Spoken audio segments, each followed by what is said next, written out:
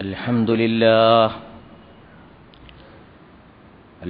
لله الذي خلق السماوات والأرض وجعل الظلمات والنور. الحمد لله الذي أنزل على عبده الكتاب ولم يجعل له عوجا. الحمد لله نحمده ونستعينه ونستغفره ونستهديه ونؤمن به ونتوكل عليه. نعوذ بالله من شرور أنفسنا ومن سيئات أعمالنا. من يهده الله فلا مضل له ومن يضلله فلا هادي له. نشهد أن لا إله إلا الله ونشهد أن محمدا عبده ورسوله. اللهم صل على محمد وعلى آل محمد كما صليت على إبراهيم وعلى آل إبراهيم إنك حميد مجيد. وبارك على محمد وعلى آل محمد كما باركت على إبراهيم وعلى آل إبراهيم إنك حميد مجيد. أما بعد فإن خير الحديث كتاب الله وخير الهدي هدي محمد صلى الله عليه وسلم وشر الأمور محدثاتها وكل محدثة بدعة وكل بدعة ضلالة وكل ضلالة في النار. أيها الناس أوصيكم وإياي بتقوى الله. أعوذ بالله السميع العليم من الشيطان الرجيم. المال والبنون زينة الحياة الدنيا والباقيات الصالحات خير عند ربك ثوابا وخير أملا. صدق الله العلي العظيم. പ്രിയമുള്ള മുഅ്മിനുകളെ മുഅ്മിനത്തുകളെ, അല്ലാഹുവിൻ്റെ കൽപ്പനകൾ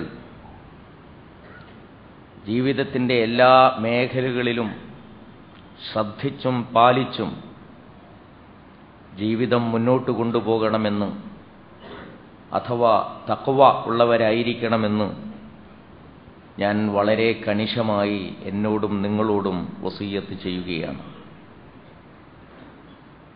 നമ്മുടെ എല്ലാവരുടെയും അടിസ്ഥാന ആദർശം ലാ ഇലാഹ ഇല്ലല്ലാഹ് എന്ന വാക്യമാണ്. ലാ ഇലാഹ ഇല്ലല്ലാഹ് എന്ന വാക്യം ഉൾക്കൊള്ളുന്ന ആശയങ്ങളെയാണ് നാം പൊതുവായി തൗഹീദ് എന്ന് പറയാറുള്ളത്. തൗഹീദ് ഓരോ വിശ്വാസിയുടെയും അടിസ്ഥാന ആദർശമാണ് എന്നതുപോലെ തന്നെ ഇസ്ലാമിക ജീവിതത്തിൻ്റെ ഏറ്റവും മൗലികമായ അടിത്തറ, അല്ലെങ്കിൽ ഇസ്ലാമിക ജീവിതത്തിൻ്റെ അച്ചുതണ്ട് കൂടിയാണ്. ഇസ്ലാം ഒരു സമ്പൂർണമായ ജീവിത പദ്ധതിയാണ് എന്ന് നാം പറയുമ്പോൾ ആ ജീവിതത്തിൻ്റെ എല്ലാ വശങ്ങളും ഇസ്ലാമിക ദർശനത്തിൽ തൗഹീദുമായി കൂട്ടിച്ചേർത്തുകൊണ്ടാണ് മനസ്സിലാക്കേണ്ടത് എന്ന് നമുക്കെല്ലാവർക്കും അറിയാം. ആരാധന അല്ലാഹുവിന് മാത്രമേ ആകാവൂ എന്ന് നാം പറയുമ്പോൾ ആർക്കെങ്കിലും എന്തെങ്കിലും ഉപകാരം ചെയ്യുവാനോ ആർക്കെങ്കിലും എന്തെങ്കിലും ഉപദ്രവങ്ങൾ ഏൽപ്പിക്കുവാനോ അല്ലാഹുവിന് മാത്രമേ കഴിയൂ എന്ന് വിശ്വസിക്കുന്നത് കൊണ്ടാണ്. ഉപകാരങ്ങൾ നൽകാൻ അല്ലാഹുവിനെ കഴിയൂ. അതുകൊണ്ട് അവനെ മാത്രമേ ആരാധിക്കാവൂ, അവനോട് മാത്രമേ പ്രാർത്ഥിക്കാവൂ. ഉപദ്രവങ്ങൾ ഏൽപ്പിക്കാൻ അള്ളാഹുവിനെ കഴിയൂ. അതുകൊണ്ട് അള്ളാഹുവിനെ മാത്രമേ ആരാധിക്കാവൂ, അവനോട് മാത്രമേ ശരണം തേടാവൂ. എല്ലാം കേൾക്കുന്നവനും അറിയുന്നവനും അവൻ മാത്രമാണ്. അതുകൊണ്ട് എപ്പോഴും പ്രാർത്ഥന അവനോട് മാത്രമായിരിക്കണം. ആരാധനാവശത്തുള്ള തൗഹീദിന്റെ കേന്ദ്രബിന്ദു അതാണ്. രാഷ്ട്രീയ രംഗത്തും തൗഹീദുണ്ട്. രാഷ്ട്രീയമെന്നാൽ അടിസ്ഥാനപരമായി നിയമനിർമ്മാണത്തിനുള്ള സംവിധാനമാണ്. ഒരു ജനതയെ, ഒരു സമൂഹത്തെ എങ്ങനെ മുന്നോട്ട് നയിക്കണം എന്നുള്ള വിഷയത്തിൽ തീരുമാനമെടുക്കുന്നതിനുള്ള സംവിധാനത്തിനാണ് നാം രാഷ്ട്രീയം എന്ന് പറയുന്നത്. ആ രാഷ്ട്രീയത്തിലും ഒരു തൗഹീദുണ്ട്. നിയമനിർമ്മാണത്തിന്റെ പരമാധികാരം അല്ലാഹുവിനാണ്. കൽപ്പിക്കാനുള്ള അധികാരം അല്ലാഹുവിനാണ്. വിധികർത്തൃത്വം അല്ലാഹുവിനാണ് എന്നുള്ള ആശയമാണ് രാഷ്ട്രീയ വിഷയത്തിലുള്ള തൗഹീദ് എന്ന് നാം മനസ്സിലാക്കിയിട്ടുണ്ട്. അലാ ലഹുൽ ഖൽഖു വൽ അംർ, സൃഷ്ടിക്കാനുള്ള അധികാരം അല്ലാഹുവിനാണ്, കൽപ്പിക്കാനുള്ള അധികാരവും അല്ലാഹുവിനു തന്നെ. ഇനിൽ ഹുക്കുമു ഇല്ലാ ലില്ലാഹ്, വിധികർത്തൃത്വത്തിനുള്ള അധികാരം അല്ലാഹുവിനല്ലാതെ മറ്റാർക്കുമില്ല. ലാ ശാരിയ ഇല്ലല്ലാഹ്, അല്ലാഹു അല്ലാതെ മറ്റൊരു നിയമനിർമ്മാതാവ് ഇല്ല എന്നൊക്കെയുള്ളതാണ് രാഷ്ട്രീയത്തിൽ ഇസ്ലാമിന്റെ തൗഹീദുമായി ബന്ധപ്പെടുത്തുന്ന Bindu.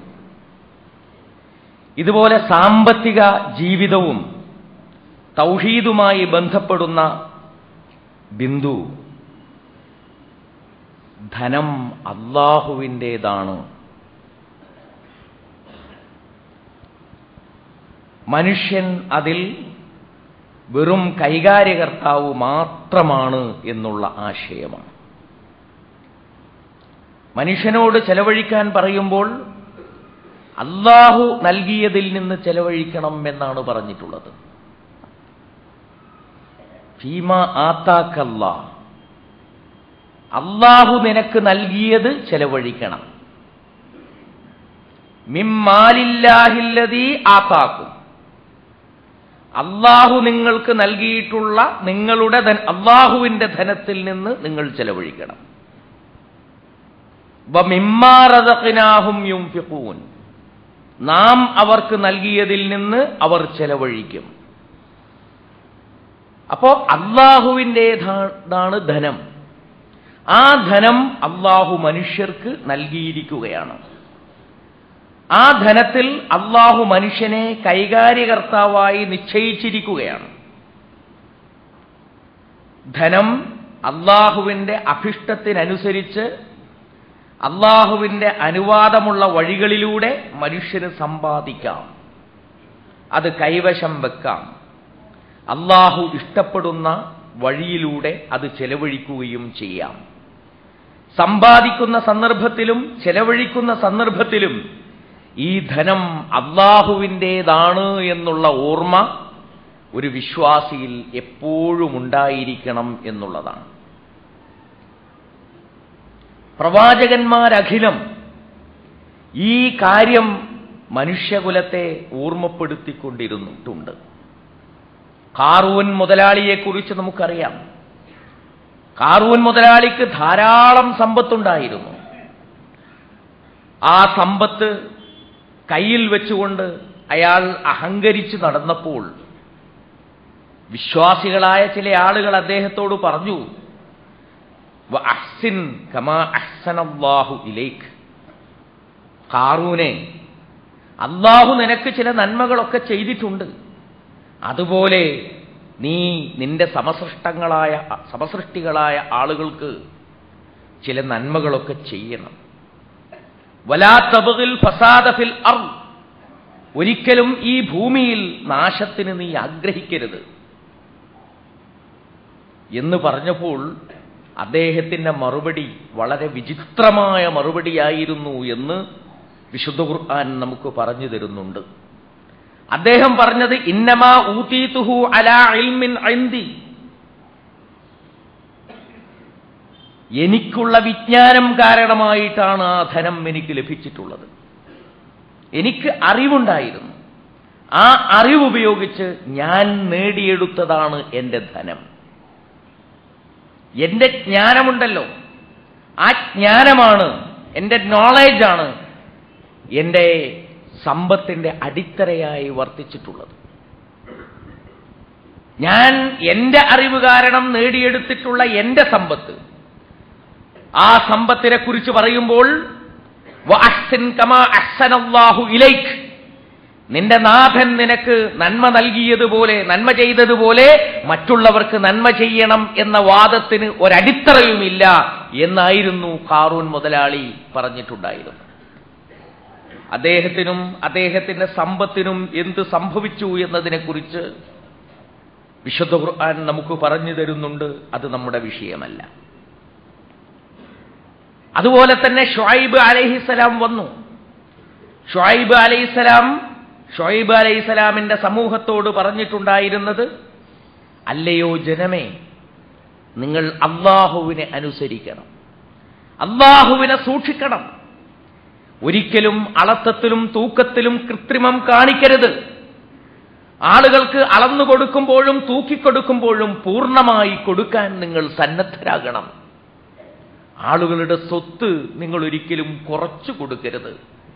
5 gram 10 gram 5 milli 10 milli എന്നുള്ള രൂപത്തിൽ ഓരോരുത്തരും കുറച്ചു കൊടുത്തുകൊണ്ട് വലിയ സമ്പത്ത് നേടിയെടുക്കുന്ന നിങ്ങളുടെ വഴി ശരിയല്ല.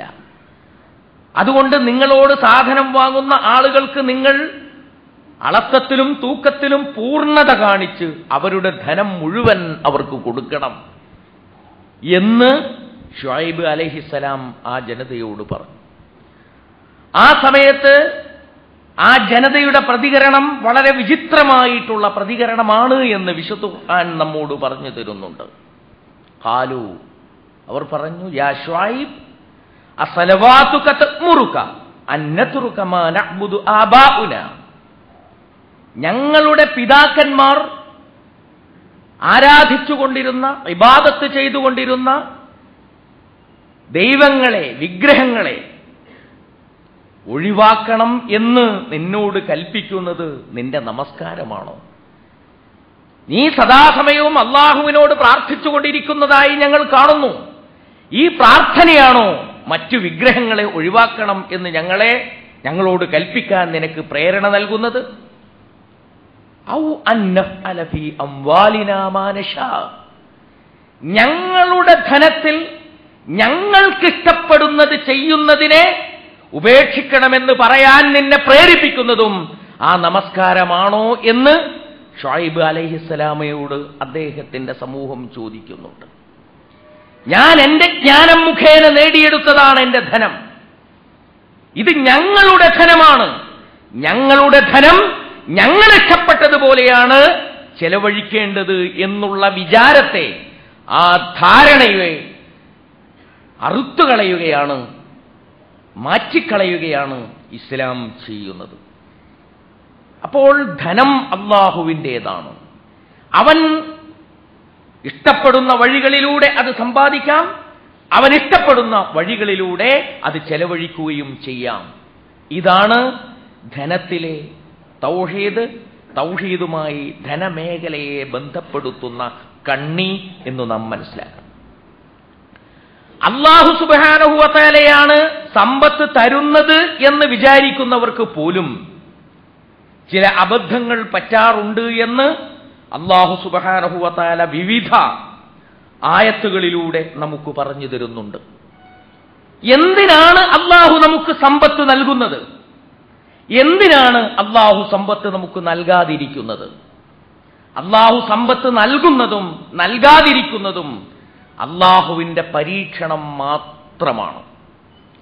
സമ്പത്ത് നൽകാതിരിക്കുന്നതിനെ അള്ളാഹുവിന്റെ പരീക്ഷണം എന്ന് നമ്മൾ പലപ്പോഴും പറയാറുണ്ട്.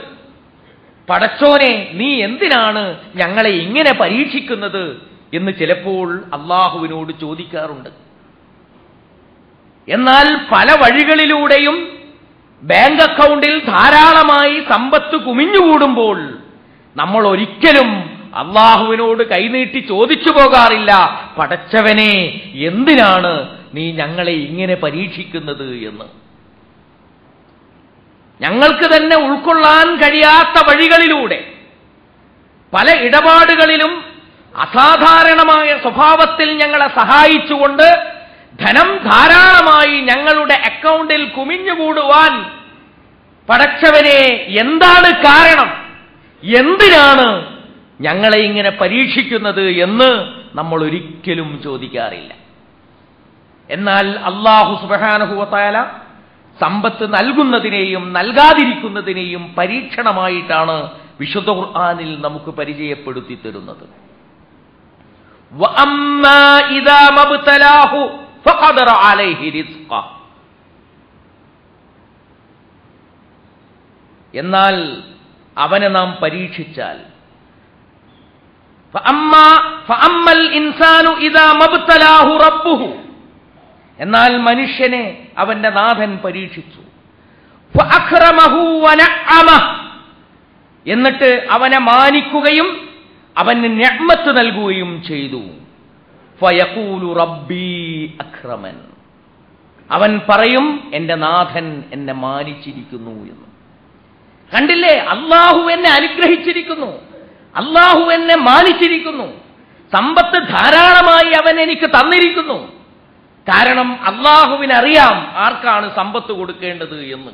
അതുകൊണ്ട് എനിക്ക് അല്ലാഹു സമ്പത്ത് തന്നിരിക്കുകയാണ് എന്ന് അവൻ വാചാലനാകുന്നു. അല്ലാഹുവിൽ അവന് വിശ്വാസമില്ലായ്കയില്ല.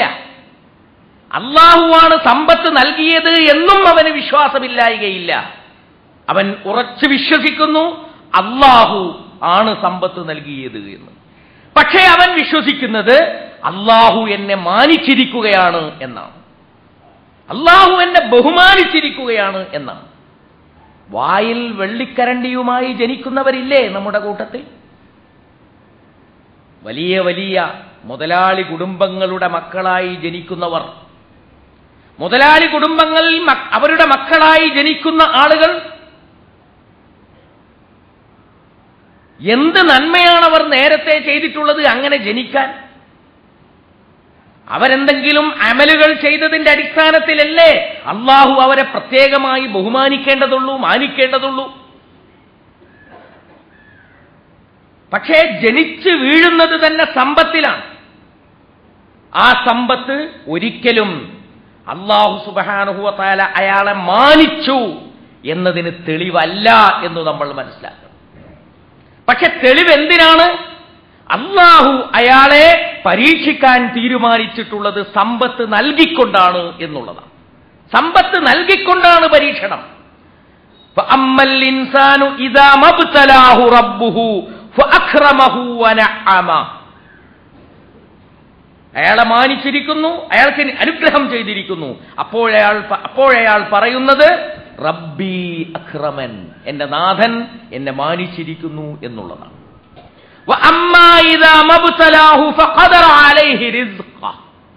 എന്നാൽ അവനെ പരീക്ഷിച്ചു, എന്നിട്ട് സമ്പത്ത് ഒന്ന് പരിമിതപ്പെടുത്തി, അവന്റെ അനുഗ്രഹങ്ങൾ ഒന്ന് പരിമിതപ്പെടുത്തി. ഫയഖൂലു റബ്ബി അഹാനൻ, അപ്പോഴവൻ പറയുന്നത് എന്റെ നാഥൻ എന്നെ നിന്ദിച്ചിരിക്കുന്നു എന്നാണ്. നാഥൻ നിന്ദിക്കലല്ല സമ്പത്ത് നൽകാതിരിക്കൽ. കാരണം വളരെ തഖ്വയോടുകൂടി അല്ലാഹുവിനെ പ്രാർത്ഥിച്ച് മനുഷ്യനെ സേവിച്ച് ജീവിച്ചുകൊണ്ടിരിക്കുന്ന പല ആളുകളും സാമ്പത്തികമായ ദുരിതങ്ങൾ അനുഭവിക്കുന്നത് നമ്മൾ കാണുന്നു. ഏത് കച്ചവടം ചെയ്തിട്ടും വിജയിക്കുന്നില്ല, എന്ത് തല കുത്തിമറിഞ്ഞിട്ടും ജീവിതത്തിൽ നിന്നൊന്ന് രക്ഷപ്പെട്ട് കരകയറി വരാൻ അയാൾക്ക് കഴിയുന്നില്ല. ജീവിതത്തിൽ സൂക്ഷ്മത പാലിക്കുന്നയാളാണ്, തഖ്വയുള്ളയാളാണ്. അയാൾ ഒരിക്കലും വിചാരിക്കേണ്ടതില്ല അള്ളാഹു എന്നെ അപമാനിക്കുകയാണ് ചെയ്യുന്നത് എന്ന്. സമ്പത്ത് നൽകൽ മാനിക്കലല്ല, സമ്പത്ത് നൽകാതിരിക്കൽ അപമാനിക്കലുമല്ല. മറിച്ച് സമ്പത്ത് നൽകാതിരിക്കലും നൽകലും ഇബ്തിലാ, പരീക്ഷണമാണ്. ഈ രണ്ട് സന്ദർഭത്തിലും അള്ളാഹു ഉപയോഗിച്ചിട്ടുള്ള വാക്ക് ഇബ്തല എന്ന വാക്കാണ്. ഫഅമ്മൽ ഇൻസാനു ഇദാ മബ്തലാഹു റബ്ബുഹു ഫഅക്രമഹു വനഅമ വഅമ്മാ ഇദാ മബ്തലാഹു ഫഅദറ അലൈഹി റിസ്ഖഹു ഫയഖൂലു റബ്ബി അഹാനൻ. രണ്ട് സ്ഥലത്തും പ്രയോഗിച്ചിട്ടുള്ള പദം ഇബ്തില എന്ന പദമാണ്. അള്ളാഹു സമ്പത്ത് നൽകിയിരിക്കുന്നു എന്ന് വിചാരിക്കൽ മാത്രമല്ല, ആ സമ്പത്ത് എന്നെ പരീക്ഷിക്കാനാണ് നൽകിയിരിക്കുന്നത് എന്നുകൂടി വിചാരിക്കാൻ ഒരു വിശ്വാസി ബാധ്യസ്ഥനാണ് എന്നാണ് നാം ഈ വിവരണങ്ങളിൽ നിന്ന് മനസ്സിലാക്കേണ്ടത്. അല്ലാഹു സുബ്ഹാനഹു വ തആല പറഞ്ഞിട്ടുള്ള ഒരു വചനം ഞാൻ നിങ്ങളെ നേരത്തെ കേൾപ്പിച്ചു. അൽ മാലു വൽ ബനൂന സീനത്തുൽ ഹയാത്തിദ് ദുനിയ. ധനവും സന്താനങ്ങളും ഭൗതിക ജീവിതത്തിലെ അലങ്കാരം മാത്രമാണ്.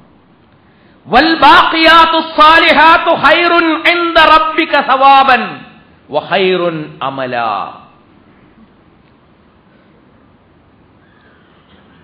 എന്നെന്നും അവശേഷിക്കുന്ന സൽക്കർമ്മങ്ങളുണ്ട്.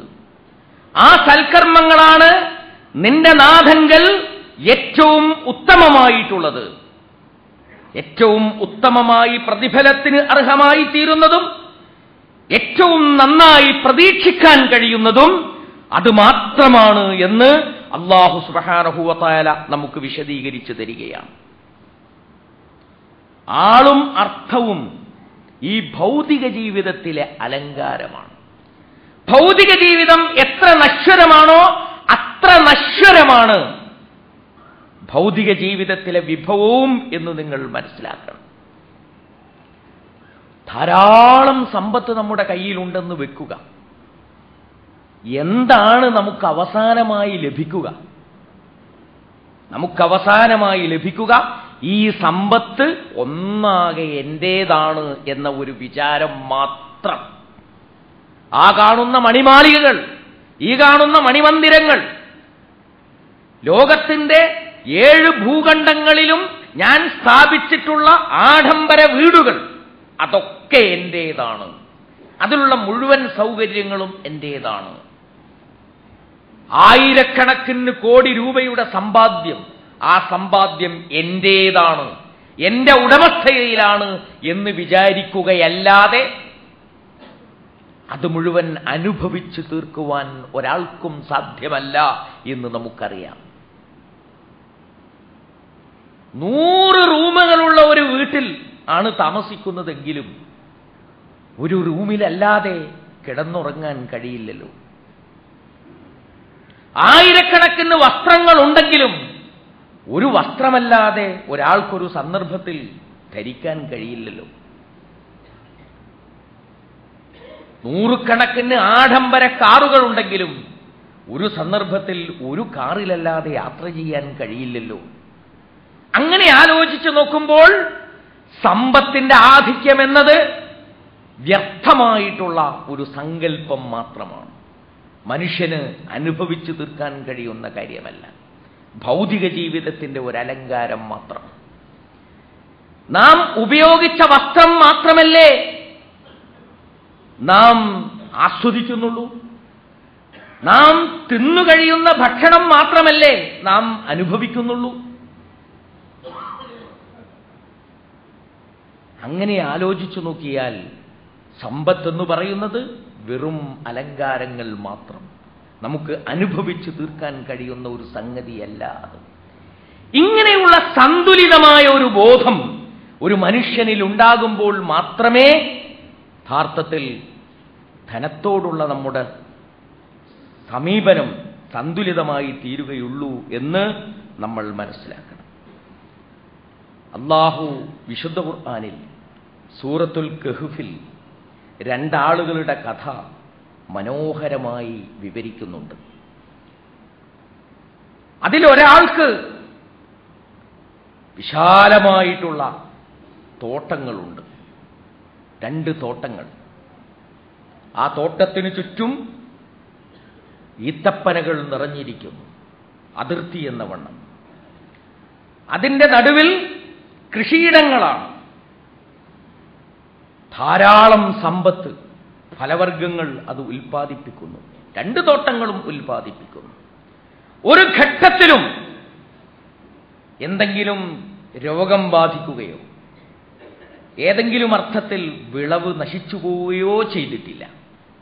എപ്പോഴും സുലഭമായി വിഭവങ്ങൾ, ഫലങ്ങൾ നൽകിക്കൊണ്ടിരിക്കുന്ന കൃഷിയിടം, ആ കൃഷിയിടത്തിന് ചുറ്റുമുള്ള ഈത്തപ്പന മരങ്ങൾ. ഈ 2 തോട്ടങ്ങളുടെ ഇടയിലൂടെയും മനോഹരമായിട്ടുള്ള ഒരു നദി ഒഴുകുകയും ചെയ്യും. ഇതിങ്ങനെ കാണുമ്പോൾ അല്ലാഹുവാണത് തനിക്ക് നൽകിയത് എന്നയാൾക്കറിയാം. പക്ഷേ അയാൾ സുഹൃത്തിനോട് സംസാരിച്ചു കൊണ്ടിരിക്കെ പറയുന്നത് അന അക്സറു മിൻക മാലൻ വ അഅസ്സു നഫറാ എന്ന, ഞാൻ നിന്നേക്കാൾ കൂടുതൽ ധനമുള്ളവനാണ്, നിന്നേക്കാൾ ആളുകളുടെ ബലത്തിൽ ഞാൻ കൂടുതൽ പ്രതാപമുള്ളവനാണ്, അഥവാ എനിക്ക് ആളുമുണ്ട് അർത്ഥവുമുണ്ട് എന്ന് അല്പം അഭിമാനബോധത്തോടുകൂടി അയാൾ പറയുകയാണ്. ഈ അഭിമാനബോധം എന്ന് പറഞ്ഞാൽ അതൊരക്രമമാണ്. ആ അക്രമ മനസ്ഥിതിയോടുകൂടിയാണ് അയാളുടെ തോട്ടങ്ങളിലേക്ക് ഓരോ സന്ദർഭത്തിലും പ്രവേശിക്കുന്നത്. എന്നിട്ട് അയാൾ പറയുകയാണ്, ഈ തോട്ടത്തിന് എന്തെങ്കിലും ഒരു നാശം വരും എന്ന് ഞാൻ വിചാരിക്കുന്നില്ല. നിങ്ങൾ വളർത്തിയെടുത്ത ഒരു തോട്ടമാണ്, അതിൻ്റെ എല്ലാ ശാസ്ത്രീയ സൗകര്യങ്ങളോടുകൂടിയാണ് നാം വളർത്തിയെടുത്തിട്ടുള്ളത്. ഒരു രോഗവും വരാതിരിക്കുവാനുള്ള എല്ലാ സംവിധാനങ്ങളും ചെയ്തിട്ടുണ്ട്. വേനൽക്കാലത്ത് പോലും വെള്ളം നശിക്കാതിരിക്കാനുള്ള മാർഗങ്ങളെല്ലാം നമ്മൾ ചെയ്തു വെച്ചിട്ടുണ്ട്.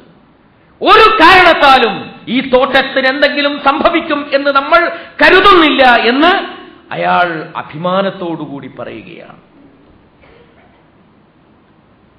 ഇതിന് എന്തെങ്കിലും ഒരു പ്രത്യേക നാശം വരുമെന്നെനിക്ക് തോന്നുന്നില്ല. ഒരു ലോകാവസാനവും ഇതിനെ ബാധിക്കുമെന്ന് എനിക്ക് അഭിപ്രായമില്ല. ഇനി അഥവാ വല്ലതും സംഭവിച്ചാൽ തന്നെ ഞാൻ അല്ലാഹുവിലെത്തുമ്പോൾ ഇതിനേക്കാൾ നല്ലത് എനിക്ക് ലഭിക്കും. കാരണം ഈ ദുനിയാവിൽ ഇത്ര തന്ന അല്ലാഹുവിന് പരലോകത്ത് ഇത്ര തരാൻ എന്താണ് ഒരു പ്രയാസമുണ്ടാവുക എന്നുകൂടി അയാൾ അഭിമാനം കൊള്ളുകയാണ്. അയാൾ ഉപദേശിക്കുന്നയാൾ പറയുന്നത് എന്താണ്? അകഫർത ബില്ലദീ ഖലഖക, അകഫർത ബില്ലദീ ഖലഖക മിൻ തുറാബിൻ സുമ്മ മിൻ നുത്ഫത്തിൻ സുമ്മ സവ്വാക റജുലാ. എന്തേ പറ്റിപ്പോയി നിനക്ക്? ഈ സൗകര്യങ്ങളെല്ലാം കണ്ടപ്പോൾ എന്ത് പറ്റിപ്പോയി നിനക്ക്? നിന്നെ സൃഷ്ടിച്ച, മണ്ണിൽ നിന്ന് സൃഷ്ടിച്ച, രേതസ്കണത്തിൽ നിന്ന് സൃഷ്ടിച്ച, എന്നിട്ട് പിന്നീട് നിന്നെ ഒരു പൂർണ്ണ മനുഷ്യനാക്കി മാറ്റിയ ആ അല്ലാഹുവിനോട് നീ ധിക്കാരം കാണിക്കുകയാണോ? ആ അല്ലാഹുവിനോട് നീ കൃതജ്ഞനാവുകയാണോ?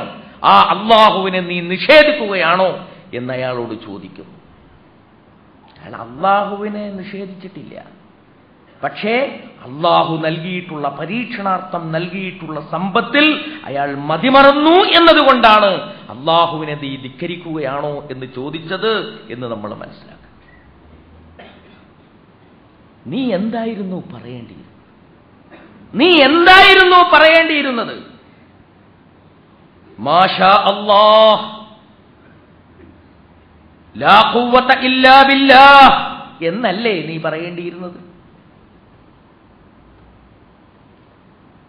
ഈ ധനമേഖലയിലേക്ക് കടന്നു വരുമ്പോൾ, ഈ സമ്പത്തിന്റെ മുന്നിലേക്ക് എത്തിപ്പെടുമ്പോൾ, ഈ തോട്ടം ആസ്വദിക്കാനിരിക്കുമ്പോൾ മാഷാ അല്ലാഹ്, അല്ലാഹുവിന്റെ ഇഷ്ടം, അല്ലാഹു ഇച്ഛിച്ചതിതാ സംഭവിച്ചിരിക്കുന്നു. ലാ ഖുവത ഇല്ലാ ബില്ലാഹ്, അല്ലാഹു അല്ലാത്ത ആർക്കാണ് ഒരു ശക്തിയുള്ളത് എന്നല്ലേ നീ ചോദിക്കേണ്ടിയിരുന്നത് എന്ന് വളരെ സൗമനസ്യത്തോടുകൂടി ഇദ്ദേഹം അയാളെ ഉപദേശിക്കുകയാണ്. നീ അല്പം അഭിമാനം കൊണ്ടു, ഞാൻ സമ്മതിക്കുന്നു. പക്ഷെ അള്ളാഹുവിങ്കലാണ് സമ്പത്ത്. ഒരു ദിവസം നിന്റെ മുഴുവൻ തോട്ടത്തെയും നശിപ്പിച്ചു കളയാനും എനിക്ക് ധാരാളമായി സമ്പത്ത് നൽകാനും അള്ളാഹുവിന് കഴിയും എന്നുള്ള കാര്യം നീ മനസ്സിലാക്കണം എന്നുകൂടി അദ്ദേഹത്തെ ഉപദേശിക്കുകയാണ്. വളരെ പെട്ടെന്ന് തന്നെ ആ തോട്ടത്തിന് നാശം സംഭവിക്കും. നാശം സംഭവിച്ചതിന് ശേഷമാണ് അയാൾക്ക് വീണ്ടും വിചാരമുണ്ടാകുന്നത്. ആ വീണ്ടും വിചാരത്തെ സംബന്ധിച്ച് പറഞ്ഞതിന് ശേഷം അയാളുടെ ഖേദപ്രകടനം അതേ രൂപത്തിൽ ഉദ്ധരിച്ചതിന് ശേഷമാണ് അല്ലാഹു സുബ്ഹാനഹു വ തആല പറയുന്നത്, അൽമാലു വൽ ബനൂന സീനത്തുൽ ഹയാത്തിദ് ദുനിയാ വൽ ബാഖിയാതുസ് സാലിഹാതു ഖൈറുൻ ഇൻദ റബ്ബിക് സവാബൻ വ ഖൈറുൻ അമലാ. സമ്പത്തിനെ സംബന്ധിച്ച സന്തുലിതമായ ഒരു സങ്കല്പം അള്ളാഹുവിങ്കിൽ നിന്നുള്ളതാണ്. അള്ളാഹു പറഞ്ഞ മാർഗത്തിലൂടെ സമ്പാദിക്കാം, പറഞ്ഞ മാർഗത്തിലൂടെ ചെലവഴിക്കാം. അള്ളാഹു സമ്പത്ത് നൽകിയിട്ടുണ്ടെങ്കിൽ അത് പരീക്ഷണാർത്ഥം മാത്രമാണ്. സമ്പത്ത് നൽകാതിരുന്നിട്ടുണ്ടെങ്കിലും അത് പരീക്ഷണം മാത്രം. നൽകപ്പെട്ടിട്ടുള്ള സമ്പത്ത് നമ്മെ മാനിക്കുവാൻ വേണ്ടി നൽകിയതല്ല. സമ്പത്ത് നൽകപ്പെടാതിരുന്നത് നമ്മെ അപമാനിക്കാൻ അള്ളാഹു തീരുമാനിച്ചതുകൊണ്ടുമല്ല. സമ്പത്ത് എന്നെന്നും നിലനിൽക്കും എന്ന് നമ്മൾ കരുതേണ്ടതില്ല. വ്യക്തികളുടെ സമ്പത്ത്, സമൂഹങ്ങളുടെ സമ്പത്ത്, നാഗരികതകൾ ഒരുമിച്ച് കൂട്ടിയിട്ടുള്ള സമ്പദ് സമൃദ്ധി എല്ലാം ഒരൊറ്റയടിക്ക് അടിച്ച് തരിപ്പണമാക്കി നശിപ്പിക്കാൻ അല്ലാഹു സുബ്ഹാനഹു വ തആലക്ക് കഴിയും. അതുകൂടി കരുതിക്കൊണ്ടേ ഒരു വ്യക്തി പെരുമാറാവൂ, ഒരു കുടുംബം പെരുമാറാവൂ, ഒരു നാഗരികതയും ഒരു സംസ്കാരവും പെരുമാറാവൂ എന്നുള്ള ബോധമാണ് ഈ ആയത്തുകളിൽ നിന്നും ഈ വിവരണങ്ങളിൽ നിന്നും നമ്മൾ ഉൾക്കൊള്ളേണ്ടത്. അല്ലാഹു സുബ്ഹാനഹു വ തആല കാര്യങ്ങൾ യഥാവിധി മനസ്സിലാക്കി പെരുമാറുവാൻ നമുക്ക് തൗഫീഖ് നൽകുമാറാകട്ടെ. അഖൂലു ഖൗലി ഹാദാ അസ്തഗ്ഫിറുല്ലാഹ് ലീ വലക്കും. അൽഹംദുലില്ലാഹ്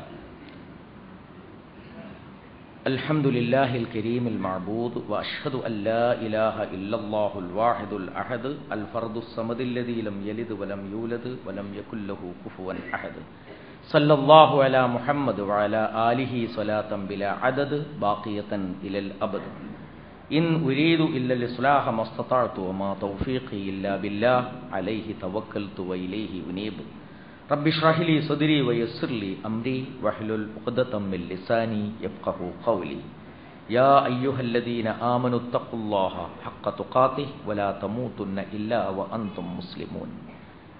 പ്രിയമുള്ള സഹോദരന്മാരെ, സഹോദരിമാരെ, അള്ളാഹുവിനെ സൂക്ഷിച്ച് ജീവിക്കണമെന്ന് ഒന്നുകൂടി ഞാൻ എന്നോടും നിങ്ങളോടും ആവശ്യപ്പെടുകയാണ്.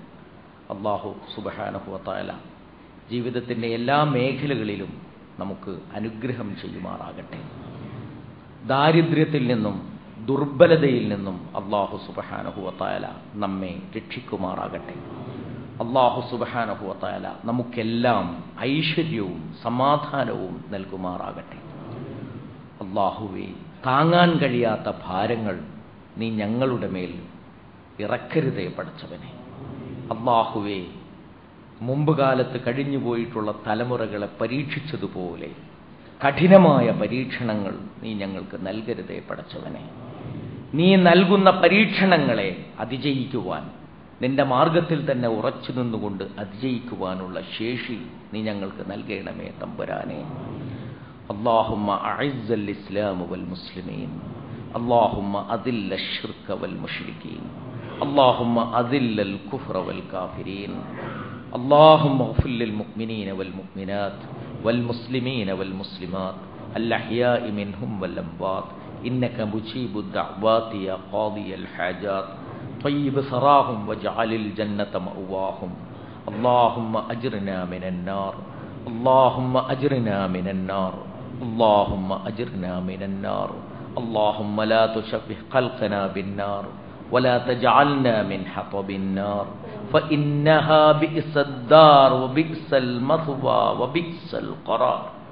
ربنا اغفر لنا ولإخواننا الذين سبقونا بالإيمان ولا تجعل في قلوبنا غلا للذين آمنوا റബ്ബന റബ്ബന ഇന്നക അൻതർ റഊഫുർ റഹീം.